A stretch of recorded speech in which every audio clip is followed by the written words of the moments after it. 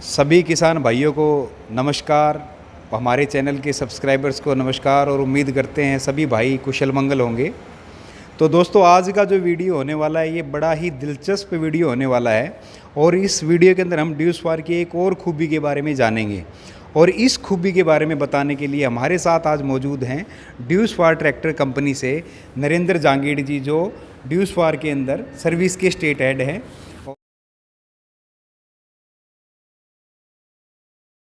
तो वीडियो को शुरू करते हैं हम। तो जांगीड़ जी, हमारे दर्शकों को राम राम। राम राम, सभी को नमस्कार, सत श्री अकाल जी। मैं नरेंद्र कुमार जांगीड़ सामे ड्यूसफार कंपनी में आफ्टर सेल्स यानी सर्विस की रिस्पॉन्सिबिलिटी निभाता हूं और आप लोगों के बीच में रहता हूं। तो सबसे पहले मैं आपको बहुत कम ब्रीफ में कंपनी के बारे में, ड्यूसफार ब्रांड के बारे में बताऊंगा। उसके मैं कोशिश करूंगा आपको सिंपल भाषा में, अपनी लोकल भाषा में आप तक सही तरीके से समझाने की कोशिश करूंगा। तो अब हम स्टार्ट करते हैं। ये कंपनी वर्ल्ड की सबसे पहले डीजल इंजन बनाने वाली कंपनी है। ये 5 हॉर्स पावर से लेके 5500 किलोवाट तक के डीजल इंजन और गैस इंजन बनाती है। तो 5500 किलोवाट के जो बड़े हैं, जो बड़े बड़े शिप हैं जो ट्रांसपोर्टेशन का काम करते हैं, उसके इंजन भी यही कंपनियां बनाती है। और वर्ल्ड की सेकंड लार्जेस्ट कंपनी है जो इंजन के नाम से फेमस है। पहली है क्यूमिंस, दूसरा है ड्यूट्स इंजन, जो हमारे दूसरी कंपनी उसको ड्यूट्स एजी के नाम से जाना जाता है वर्ल्ड में। जो तो ब्रांड का क्या नाम है सर उसका? इंजन ड्यूट्स एजी। ड्यूट्स एजी। ओके। तो ये आपका 5 हॉर्स पावर से लेके 5500 किलोवाट तक के गैस इंजन और डीजल इंजन। तो जो इस कंपनी को इतने सालों का सिर्फ डीजल इंजन का इतना बेहतर एक्सपीरियंस है, जो आज ये अच्छे से अच्छी तकनीक का डीजल बचत करने वाला हाई टॉर्क और कॉमर्शियल इंजन, एग्रीकल्चर इंजन, हर सेक्टर के लिए ये इंजन मैन्युफैक्चरिंग करता है। और बहुत बड़े बड़े जो ब्रांड हैं उनको ये अपना इंजन सेल करता है, जैसे वोल्वो, आपका इगरसोल, बहुत सी बड़े ब्रांड है जो 40-50, कैटरपिलर, बहुत ऐसे बड़े ब्रांड हैं जिनको ड्यूसफार अपना इंजन देती है। वर्ल्ड का सबसे फेमस पावरफुल ट्रैक्टर के नाम से जाना जाता है फेंडेट। उस फेंडेट में भी जो इंजन होता है वो डाइस एजी के ही होता है, यानी ड्यूसफार का ही इंजन लगा होता है। लाजवाब लाजवाब। तो सर, एक चीज़ जानना चाह रहा था। एक हमने सुना है कि संसार में पहला डीजल इंजन ट्रैक्टर ड्यूसफार ने बनाया था। हाँ, ये सच है? ये बिल्कुल सच है। इससे पहले ड्यूसफार ने जब इंजन जो डीजल इंजन बनाया, इससे पहले जो इंजन आते थे वो कैरोसिन से चलते थे और स्टार्टिंग उनके पेट्रोल से होता था। यानी डबल फ्यूल उसमें यूज होता था। इसके जब से ड्यूसफार ने डीजल इंजन पहली बार वर्ल्ड में पहला इंजन लॉन्च किया, उसके बाद बाकी अदर कंपनियां भी डीजल इंजन बनाना शुरू कर दिया। सबसे पहला इसने बनाया? सबसे पहला इसने बनाया। तो इस कंपनी के पास बहुत ही लंबा एक्सपीरियंस है डीजल इंजन के बारे में, इसलिए ये वर्ल्ड की सबसे लार्जेस्ट और सबसे रिलायबल कंपनी है इंजन के मामले में। संसार में पहला डीजल इंजन बनाया, तो टेक्निक तो कम होगी नहीं, लाजवाब सी बात है। और टेक्नोलॉजी में ये प्रयास, जो रिसर्च और R&D चलता रहता है, कभी रुका नहीं है। और आज के टाइम में कंपनी जो पोल्यूशन नॉर्म्स के हिसाब से यूरो 9 तक, 10 तक, अब हमारे इंडिया में ही इस कंपनी ने यूरो 6 तक के इंजन डेवलप करके एक्सपोर्ट करती है। मतलब तो वो जो कहते हैं CRDI भारत में लागू होगा तो वो तैयार है आपके पास? वो हमारे पास आज से नहीं, हम 2013 से ही ऑलरेडी मैन्युफैक्चरिंग कर रहे हैं। अच्छा। जिसको फार्म मोशन आपका इंजन का ब्रांड है। अच्छा। जो बेसिकली एग्रीकल्चर ट्रैक्टर में जो हमारे पास कॉमर्शियल विद एग्रीकल्चर इंजन ही बनते हैं। एग्रीकल्चर का मतलब क्या है?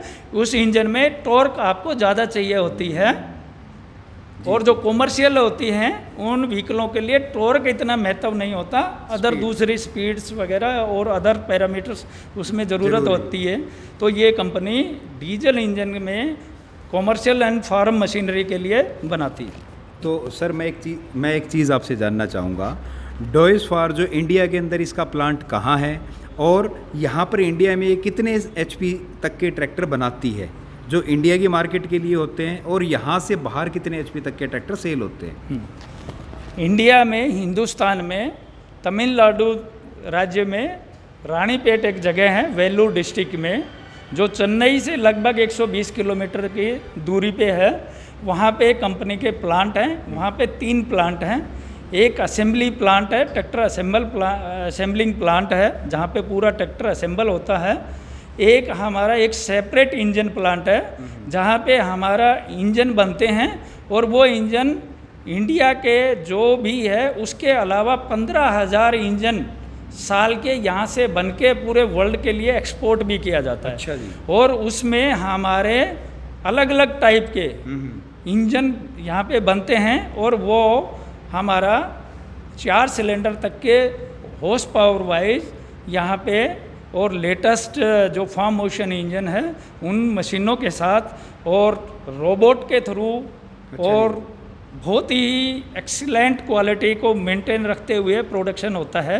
तो डोमेस्टिक ट्रैक्टर के लिए और एक्सपोर्ट ट्रैक्टर के अलावा हमारा 15,000 इंजन का एक अलग से बिजनेस और है जो हम इंडिया में मैन्युफैक्चरिंग करके एक्सपोर्ट का काम करते हैं। और तीसरा हमारा प्लांट है, उसमें हमारी R&D, हमारे service department, spare part division और टेस्टिंग एरिया है, जिसमें नए ट्रैक्टर को बना के या कोई नई डेवलपमेंट होती है तो उसको टेस्टिंग के लिए, हमारे R&D के लिए, और हमारा सर्विस एंड स्पेयर पार्ट्स का पूरा मैनेजमेंट वहाँ से चलता है प्रॉपरली।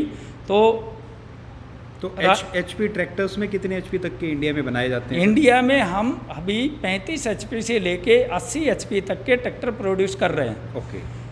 जो हम डोमेस्टिक के लिए है वो 35 से 80 तक हैं, और उसमें हमारे पास 3 सीरीज हैं।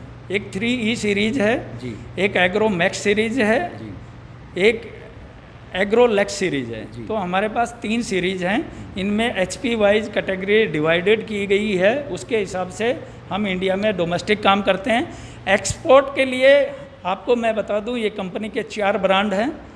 एक सामे ब्रांड है जो हिंदुस्तान में पहले भी था और सब लोग जानते हैं ज़्यादातर। एक डाइजफार है जो आपके सामने है, एक लैम्बोर्गिनी है और एक हर्लीमान है।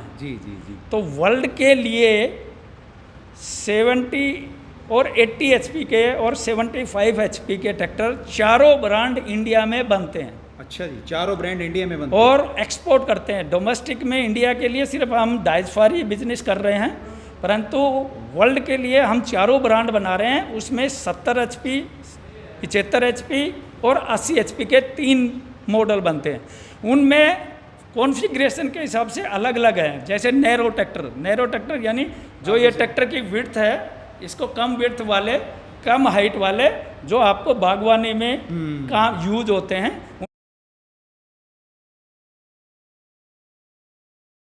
तो सर जैसा आपने बताया कि ड्यूस फार की डीजल इंजन में महारत है, अलग अलग 4 ब्रांड इस ब्रांड के अंडर आते हैं जो पूरे संसार के अंदर सेल होते हैं, और इंडिया में ड्यूस फार ट्रैक्टर अभी मिलता है, पहले साम्य ग्रीव्स के नाम से जो आया था।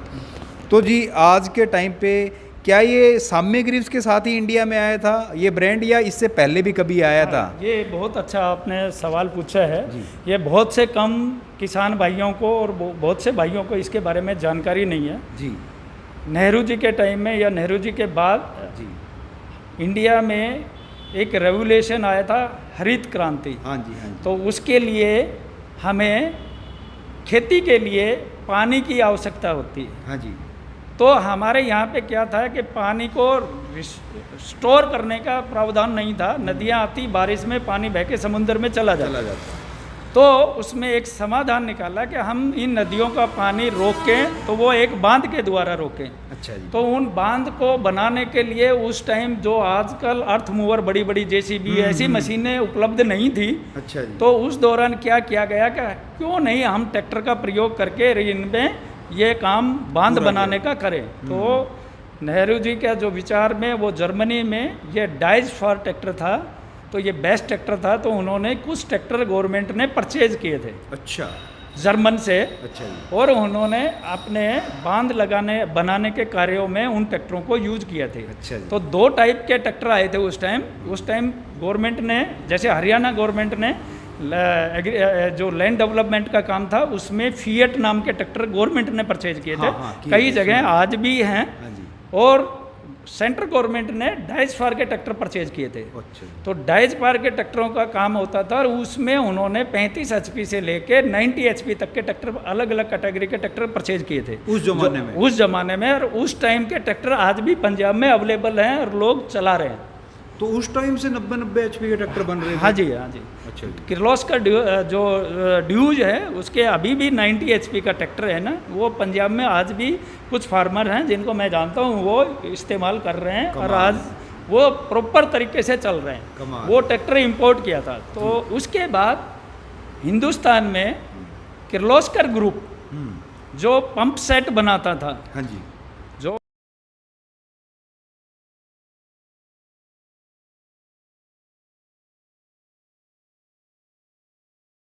ड्यूज का कोलोब्रेशन हो गया है। अच्छा जी। यानी उस टाइम पूना में, महाराष्ट्र में किर्लोस्कर के नाम से फर्स्ट स्टार्टिंग में ये असेंबल करते थे, उसके बाद धीरे धीरे डेवलप हो गया, और ये किर्लोस्कर के साथ 73 से लेके 86 तक किर्लोस्कर ब्रांड के नाम से ये ट्रैक्टर किसानों को सेवा देता रहा।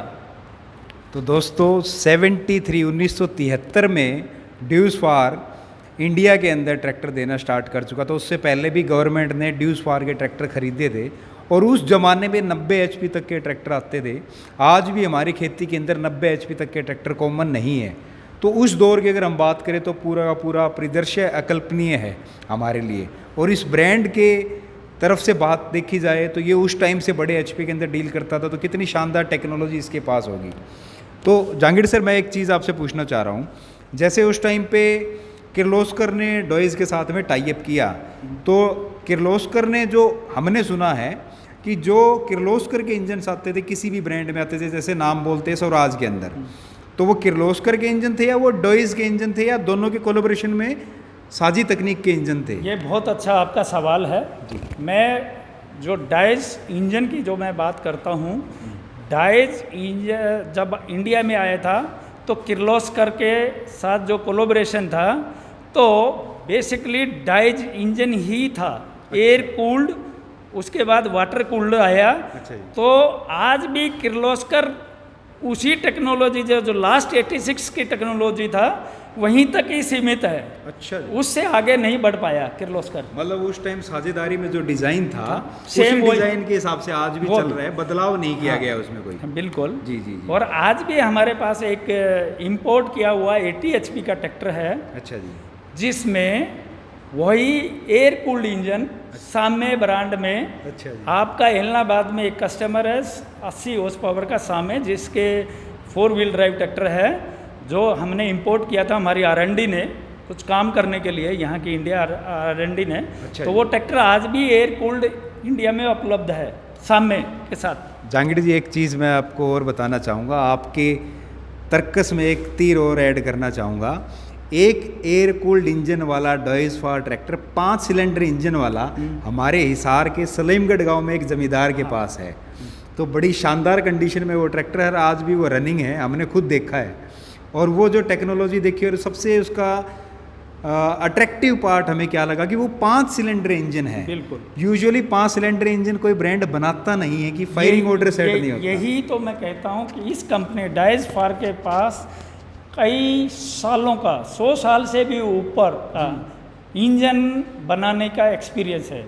इसलिए इसकी R&D अलग से अलग एक्सपेरिमेंट करके बेहतर से बेहतर इंजन बनाती रही है, और किसान भाइयों को या किसी भी कॉमर्शियल व्हीकल में ये इसके इंजन लगते रहे हैं। जी जी जी। दूसरा मैं जो बता रहा था किर्लोस्कर, जो आप किर्लोस्कर इंजन के बारे में आज भी रिलायबल इंजन माने जाते हैं, भरोसेमंद माने जाते हैं। वो इसलिए माने जाते हैं वो डाइस की टेक्नोलॉजी आज भी जी, जी, इसलिए जब डाइस अलग हो गया, वापस कोलैबोरेशन ख़त्म हो गया, फिर ये कंपनी का एक इंटरनेशनल लेवल पे एक कोलैबोरेशन हुआ सामे के साथ, जो अच्छा। आज भी चल रहा है। अच्छा जी। तो सामे, लिम्बोर्गिनी, हॉर्लीमान, ये एक पूरा कोलैबोरेशन के साथ मर्ज हो गई और ये कंपनी का नाम सामे डाइस फॉर अच्छा। हो गया, ग्रुप हो गया। इसमें तो 4 ब्रांड 4 ब्रांड है। ठीक, ठीक। तो बेसिकली इंजन सभी में डाइस टेक्नोलॉजी का ही है, या तो वो सामे हो या लिम्बोर्गिनी हो या हॉर्लीमान हो या कोई भी हो, जो जी। टेक्नोलॉजी इंजन की है, क्योंकि ये इस इंजन की से बेहतर कोई इंजन है ही नहीं। मैं एक चीज़ और जानना चाहूँगा आपसे। हमने एक ट्रैक्टर हमारे हिसार एरिया में देखा है, वो किर्लोस्कर का ट्रैक्टर था, वो ऐसे ही ग्रीन कलर का ट्रैक्टर आता था। तो क्या किर्लोस्कर ने वो ट्रैक्टर ड्यूज के साथ साझेदारी में बनाया था या वो किर्लोस्कर का अपना नहीं, ट्रैक्टर था?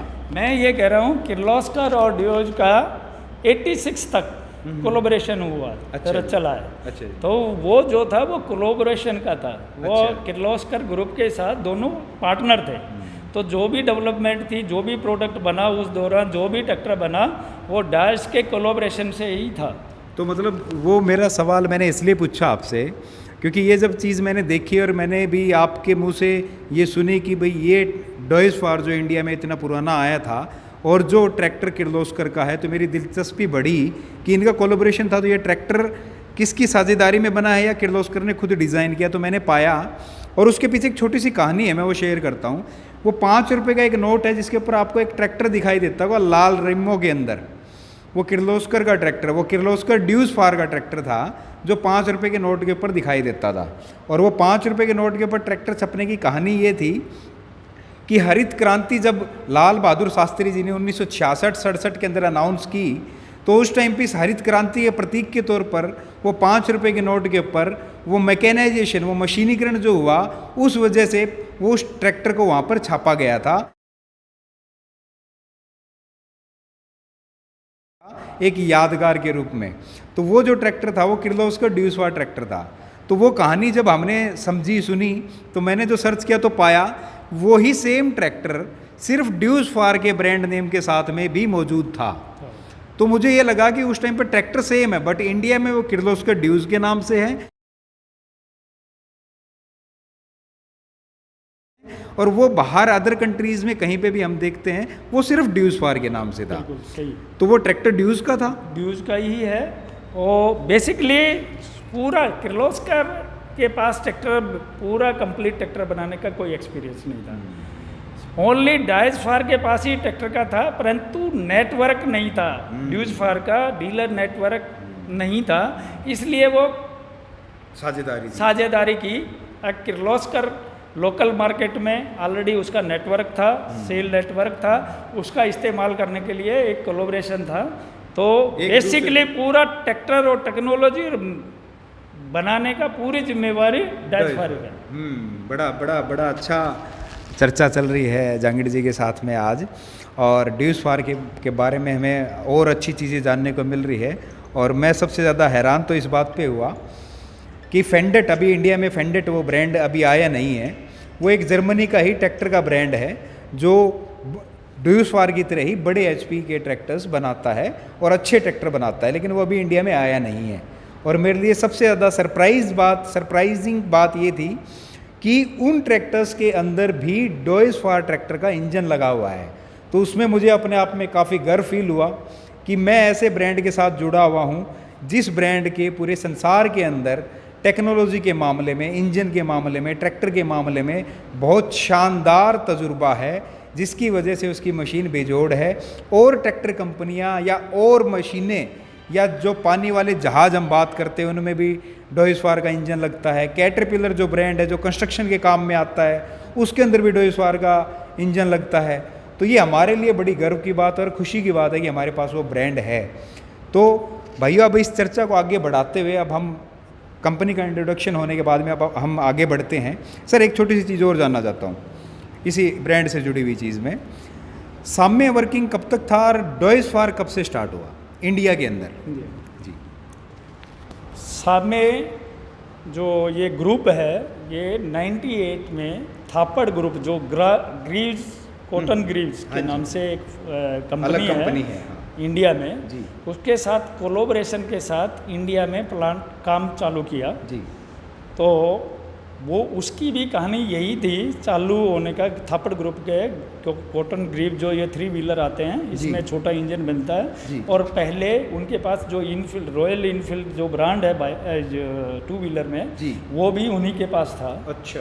तो उस कंपनी के साथ सामने आया कोलोब्रेशन के साथ, और उसके पीछे भी एक ही रीजन था, नेटवर्क मार्केटिंग, सेल्स और मार्केटिंग का जो नेटवर्क था वो उसका ऑलरेडी अवेलेबल था। तो उसके साथ मिलके काम करना था उसको। तो जैसे मान लीजिए आपका कहने का मतलब ये है कि जैसे कोई नया ब्रांड इंडिया में आता है, उसको नेटवर्क चाहिए होता है, तो वो लोकल किसी ब्रांड के साथ में अपना टाई अप करता है जो उसकी पॉलिसीज़ के साथ में आपस में मैच करके काम करते हैं। तो जैसे एक यही उदाहरण जॉन डीयर में आता था कि L&T जॉन डीयर के साथ कर रहा था, तो ट्रैक्टर तो हमेशा जॉन डीयर का ही था। हाँ। L&T साझेदारी में था तो उसके ऊपर उसकी L&T की ब्रांडिंग आती थी। ऐसे ही साम्य ग्रीव्स जो था, ट्रैक्टर साम्य का ही था। हाँ, ट्रैक्टर हमेशा से ही ट्रैक्टर सामने का ही था। शेयरिंग की वजह से शेयरिंग ग्रीव्स की आता वजह था। से ग्रीव्स आता था, ब्रांड का नाम। जी। ग्रीव्स कभी ट्रैक्टर नहीं बनाता। ग्रीव्स ने कभी भी ट्रैक्टर नहीं बनाया जी। उसके पास पूरा मार्केटिंग का था।